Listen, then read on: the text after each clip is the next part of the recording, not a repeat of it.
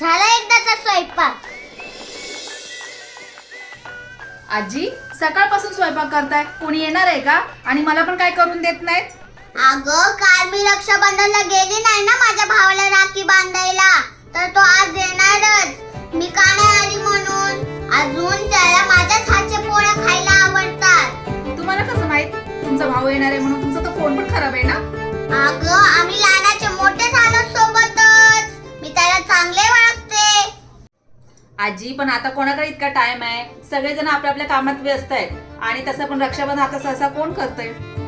अगं हे सगळं आता तुमच्या जमान्यामध्ये चालू झालंय. आमच्या जमान्यात वेगळाच होता. अगं रक्षाबंधन करायच्या मागे काय अंधश्रद्धा नाहीये. हे भावा बहिणीचा सण आहे. भावा बहिणीचं नातं घट्ट टिकून राहावं म्हणून आणि पोरींना हक्काने आपल्या माहेरी जाता यावं म्हणून.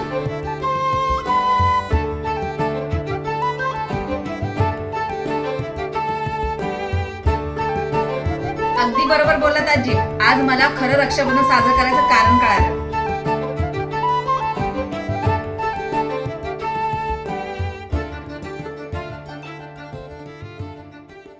बाय, कशी आहेस? बघ मी तुला बोललेले ना माझा भाऊ येईल म्हणून. काय बाय, रक्षाबंधनला येतो म्हणून आले नाही? अरे मग तू कधी येणार इकडं? आणि तसं पण मला माहितीच होतं मी नाही आली तर तू येशील. लय हुशार आहेस बाय तू. अरे बस बस. आणि हे काय आणलं? हे बघ तुझ्यासाठी साडी आणलो. बाय. अरे ह्याची काय गरज होती? माझ्यासाठी पोळ्या बनवलेस का नाही बाई?